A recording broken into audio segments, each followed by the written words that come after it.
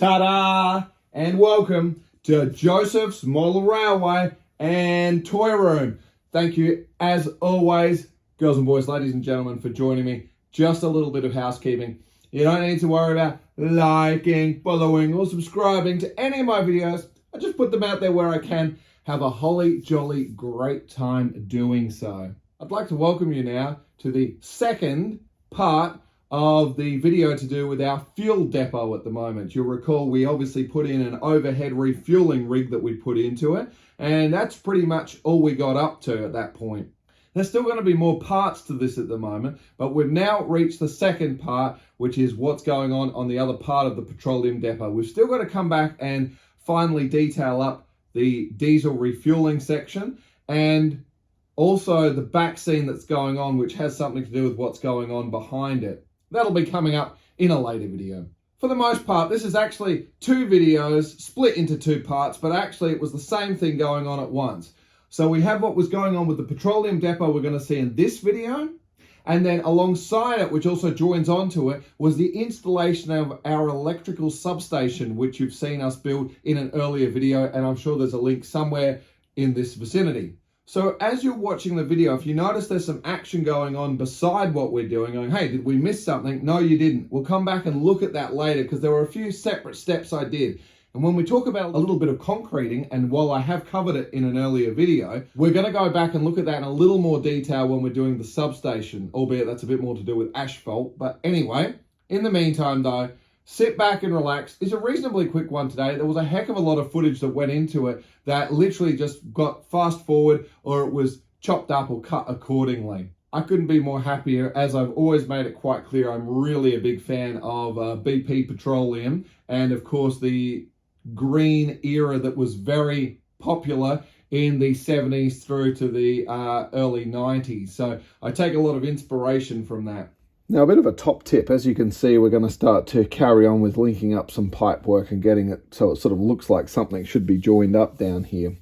But if you look closely, these two pipes don't exactly match up, but that's okay because both this frame and this one get moved if we need to do a bit of maintenance or whatever. So I want to keep that, but I don't want to join the two, but we want to create a bit more of a seamless link. So what are we going to do? We'll grab some heat shrink. That should work quite nicely. This is what we need. Be good if I can get it in white. Oh, you can, but not where I am. Hang on a minute. And while, yes, I admit I'm a bit of a brand snob, I did come across this brand. Yes, they make reasonable power boards, but it still is a generic brand. It's not Cabot. And we have a bag of heat shrink. Now, generally a 1 meter length of heat shrink is just a few dollars. Unfortunately, this little bag is $25, to which I needed this. And I even only need a little bit. But I think you can see what we're going to do. We're going to create a little sleeve. So we'll take it, we'll grab a pair of scissors. If we get it wrong, there's still a bit more we can use. We'll slide a bit on the longest one. The logic is we can just slide this over. And now we've created a tasteful join here that can be split anytime. We won't be gluing it or doing anything further, other than adding a little bit of a wash on top, which we can do right now.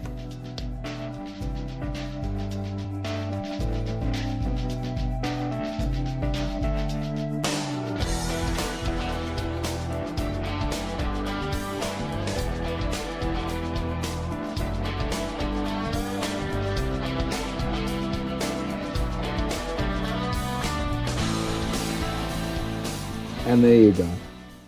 A simple, elegant way. When it's time to move, you can just slide the sleeve off. We move over to this situation here, where I thought I really would like to involve a little bit of actual constructed concrete, not just the sort of pour that happens around here. I want it to look a little more detailed. Not that I have any real plans in this yard sort of section. I just want to get a bit of a footprint going before we do the mountain on the other side. We obviously now have our gantry in place, so we can sort of just start to frame it up. And I've got a huge surprise coming up for you in this corner very shortly. So what I thought we might do is I've just taken a little scrap piece of the hobby plywood type of material and just cut it into a shape that you can see we're basically going to sit like this. I thought what we might do though is just cut the necessary expansion joints you see in concrete and texture it up just before we bring it into place, and then we can obviously tidy that up as needed. Well, first we need to measure it up so we can sort of work out the unified numbers of where we need to create these expansion joints evenly across the spread. Now, I scored them in here after giving it a coat of paint, but honestly, you can do this after you've painted it. I then just take a little bit of AK interactive concrete terrain and I just spread that on. Then just taking a hobby knife, I go back and rescore our expansion joints.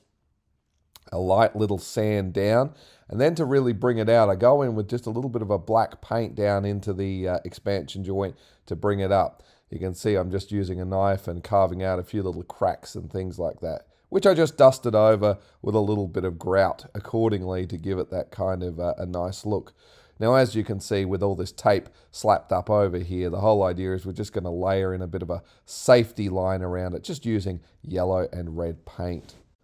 As always, the results are far from perfect, but I think you get the idea, and it does create a little bit of interest in the area. So as mentioned before, with this particular petroleum depot, the focus would be that the trucks coming along are servicing a local airfield. However, as seen in a picture here from the town I grew up in Whyalla, you'll have operations, and in this instance, this is where the taxi operation was based with their base, and you can see taxis lined up in the back there. It's not on a main road, and it's not a standard type of a service station with all the conveniences that you're used to with your cold drinks and toilets and all the rest of it, but it's a functional place, and for their benefit, they just need fuel bowsers to suit their business, and they still open up their services and petroleum to the general public. So I guess this is part of the same situation too. This isn't a fully stocked petrol station by any means, and not everyone can get through here, but they do also sell retail diesel to the general public and to people that want to come through into this industrial area to fill up a truck. So other machines in the area that have got contracts with them would be coming in, and that's the idea I've come up with here. So I thought we'll just come up with a little bit of signage using the Evergreen styrene H-beams and just cut out signs on card and come up with this little image, which I think looks okay. Well, as you can see, we obviously just took a series of just some of our pastels and we've dusted around to give it a bit of a road appearance there, so I don't think you've missed anything there. You can see we're just coming in now with a drop of glue as we try now to join that slab of concrete onto the scenery so it looks like it was always meant to be there. And we're just going to do that by dusting over just a little bit of dirt, and we're going to add a bit of fencing just to go around this particular section, just so no one's haphazardly driving off onto those railway tracks. Fencing, less than 60 seconds. I regret I didn't actually film how I did this, but basically you'll get this on the sprue, dump these straight into your kitchen sink or what have you, and then just simply taking a little bit of your light wash, put it straight onto a sponge and dab them in the sink, backwards, forwards, and of course once you've done a few, it takes less than 30 seconds to do all of these. Leave them, take a bit of paper towel, wet it just a little bit, and then just drag it to soften it off a little bit, and then give it about 20 minutes in the sun to dry off. Then you just take a little bit of rust on a sponge, just dab, dab, dab, and you're giving it that rust effect. Final effect is we need to give it a bit of a concrete footing we need to sit it on. Some offcuts of timber from scale model scenery that we've got with the laser cut kits, and I've just taken a little bit of AK interactive concrete, put it on, let it dry, and that's how they'll sit. And that's all I'm going to do. So we'll just knock up another quick bit of concrete. We're going to sit some tankers on. We're also just going to take a moment to create another slab of concrete which will transition to asphalt. And that's going to be a slipway to get over to our substation. Scale model scenery, and we've got these Amco, I think, styled safety barriers, which we're going to customize in this industrial area into the traditional red and yellow, which is going to act as a bit of a safety and guide rail for the electrical workers that need to get through the slipway to access the substation that will be located there behind the petroleum depot. Now we just take a fine bit of gravel and we're just going to tidy up a few areas around where we're working at the moment. And of course we did just take a little bit of the MIG fresh engine oil and we've just stippled a few drops here and there across the surface. Again, dusting back over with pastels to get textures and things that we need. We'll fine-tune it as we keep going on. Now, the tankers, yes, they are Bachmann Scenecraft, so they're pre-done. You'll see a toothpick in the back there. That was just because we're routing where the lights will be going.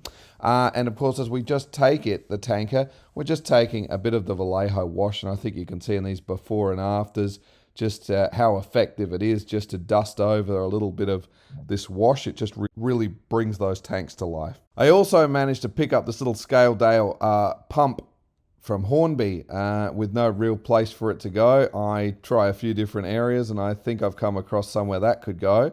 But then I also came up with another idea off to the bottom of the screen there near the track for that tanker, where we're going to create a separate piece of pipe and ladder work.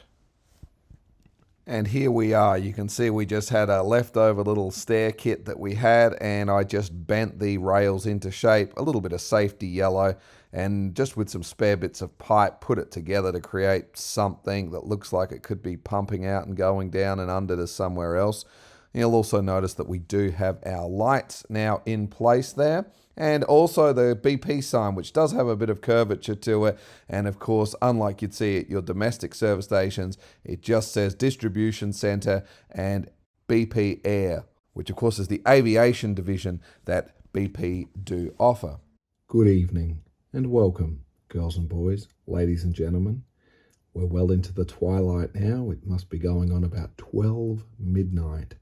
And this is my first chance I've had in a while to be in, and I really just wanted to lay some of our finishing touches to the fuel scene now. I'm speaking in this hushed tone because at this hour of the night, the household is very peaceful. People are asleep, and it's the magic time for me to get some modelling done. I'm personally a big fan of hard rock music, but I've got something in my head noodling away which I think is just the appropriate amount of music while you watch me putting a few finishing touches to the scene. So let's now just play a little bit of smooth music that really sums up the magic of the evening.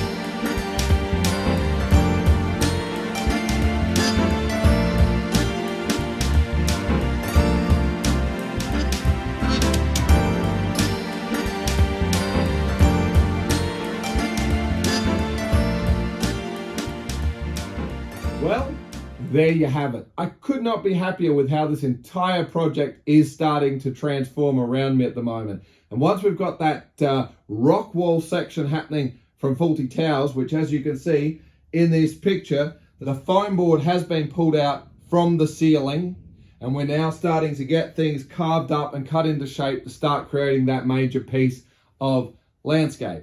But in the meantime, that is going to do it for this video. So I look forward to joining you next week when I'll be standing in exactly the same position, introducing and doing the outro for the installation of our substation. I hope you've had a whole bunch of fun checking out what I've been up to at the moment. I could not be happier with how that little petrol Bowser did turn out there. And of course, it was just simply a matter of finding my images that I was looking for, printing them on a piece of 150 or 200 GSM card. I printed them on both, depending on what I could do with it. Snipped it out with the scissors, glued it on, and I think we've turned what would be a more generic product from Viessemann into something really, really impressive with our personal BP logo on it. And the shade of lighting coming out of it with what would have been at the time the little 2-foot fluoro tubes or something in there really is exactly capturing what you would have been getting the light output from on those, because there was actually quite a bit of light output from the actual Bowser itself. There were also plenty of dead moths inside the cabinet as well, underneath all the numbers, if you look carefully. Freeze. We're not quite done. I saw it too. This image here. I thought we needed to add a little bit of flowers or something around the base of that particular sign. I've just glued them in. They're still got to dry. We are far from finished with this particular scene. We still need to do the signs, flammable, no smoking, things like that. But great progress at the moment, and I think that sign looks a little bit better. So girls and boys, ladies and gentlemen, that of course is going to do it for another video. Thank you as always for joining me, and I look forward to seeing you in that next one. Please do stay safe. Toodles!